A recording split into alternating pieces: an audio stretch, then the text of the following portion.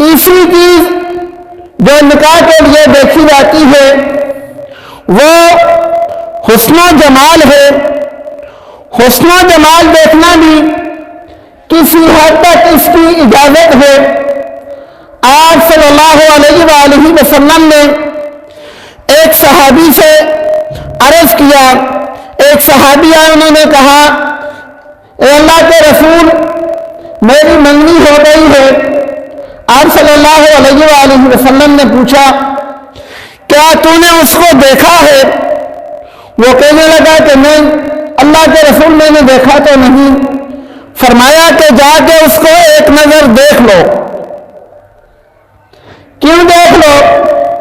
میرے بھائی ایک نظر دیکھنے کی اجازت تب ہے جب سب سے پہلے باقی معاملات طے آ جائیں اور 100% نکاح کرنے کا ارادہ ہو، وہاں لڑکے کو لڑکی کو ایک نظر دیکھنے کی اجازت ہے کہ لڑکے کو آ کر جو اس کی ماں نے بتایا ہے کیا واقعی لڑکی ویسی ہے یا ماں نے کچھ اور بتایا ہے، بہنوں نے کچھ اور بتایا ہے، اس لیے ایک نظر دیکھنے کی آپ صلی اللہ علیہ وآلہ وسلم نے نہ صرف اجازت دی ہے بلکہ تعلیمات دی ہے کہ بجائے اس کے کہ نکاح کرنے کے بعد تم لوگ یہ کہو کہ امی آپ تو کہتی تھی لڑکی ایسی ہے، یہ تو ویسی نکلی۔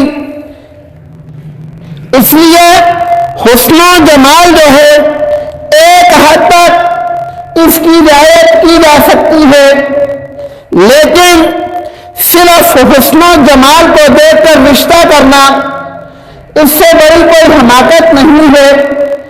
اس کے اندر 3 بڑی خرابیاں ہیں جو ہم لوگ اپنی آنکھوں سے دیکھتے ہیں، مشاہدہ کرتے ہیں۔ سب سے پہلی خرابی کہ اگر کوئی بندہ رشتے کے لیے صرف حسن دیکھتا ہے تو میرے بھائی حسن تو ختم ہونے والی چیز ہے، حسن تو چند دن کا مہمان ہے اور نکاح تو زندگی بھر کا ہے۔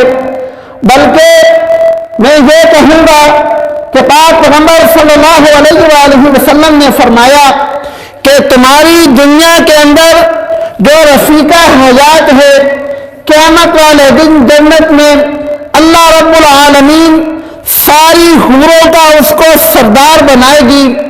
تو جس عورت کے ساتھ آپ نے اتنا لمبا سفر کرنا ہے، چند سالوں کا حسن دیکھ کر اس کا انتخاب نہ کرو، چند سالوں کا حسن دیکھ کر اپنی زندگی برباد نہ کرو۔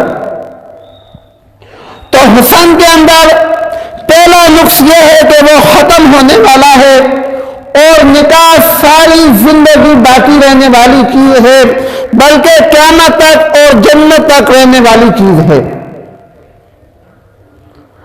حسن کے اندر دوسری کمی کیا ہے؟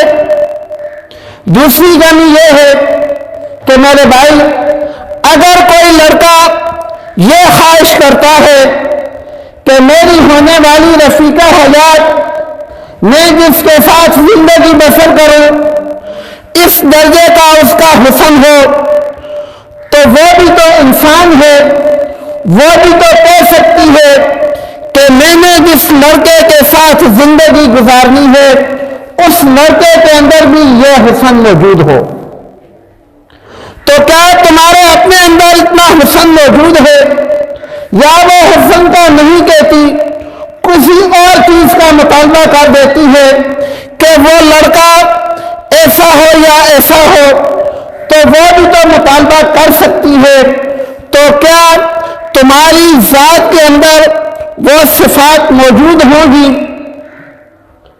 دوسری خامی اس کے اندر یہی آتی ہے کہ اگر خود اپنے لیے حسن ڈھونڈ رہے ہو تو اپنے آپ کو بھی آئینے میں دیکھو خود کتنے پانی میں ہو۔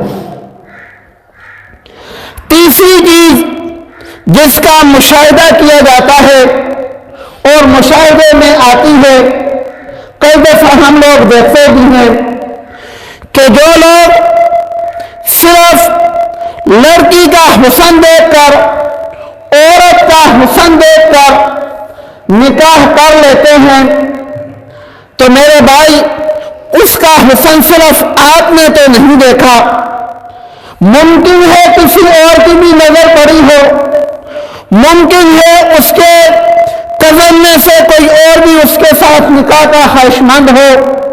اگر تم نے اس کے ساتھ نکاح کر بھی لیا تو وہ جس دوسرے کی پسند ہوگی، مشاہدے کی بات ہے کہ وہ یا لڑکی کو نقصان پہنچاتا ہے یا لڑکے کو نقصان پہنچاتا ہے۔ کئی واقعات ایسے ہو چکے ہیں کہ یا لڑکے کو قتل کر دیتا ہے، یا جادو تعویذ سحر وغیرہ کر دیتا ہے، یا لڑکی پہ تیزاب پھینک دیتا ہے۔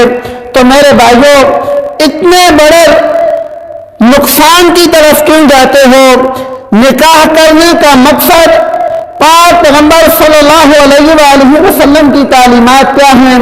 اللہ رب العالمین فرماتے ہیں ازواجا لتسکنوا الیہا وجعل بینکم مودۃ ورحمہ، تمہیں رشتہ ازدواج اس لیے عطا کیا لتسکنوا الیہا، تاکہ تمہاری زندگی کے اندر سکون ہو۔ یہ رشتہ ازدواج اس لیے تو نہیں بنایا کہ دو چار دشمن بنا لو، رشتہ ازدواج تو اس لیے نہیں ہے کہ اپنے لیے کوئی مصیبت کھڑی کر لو۔ اللہ رب العالمین فرماتے ہیں ازواجا لتسکنوا الیہا، یہ رشتہ ازدواج میں نے بنایا ہے، یہ کس لیے بنایا ہے؟ تاکہ تم اس سے سکون حاصل کرو۔ الہ العالمین اور کیا فائدے ہیں؟ اللہ رب العالمین فرماتے ہیں وَجَعَلَ بَيْنَكُمْ مَوَدَّةً وَرَحْمَةً، اور یاد رکھو اس رشتے کے اندر میں نے محبت رکھی ہے، اس رشتے کے اندر میں نے ایک دوسرے کے لیے رحم دلی رکھی ہے۔ تو جس رشتے کی بنیاد الہ العالمین محبت بتا رہے ہیں، سکون بتا رہے ہیں، تسکین بتا رہے ہیں، اس رشتے کی بنیاد کسی سے دشمنی، کسی سے لڑائی اور کسی سے بغض کی رکھتے ہیں۔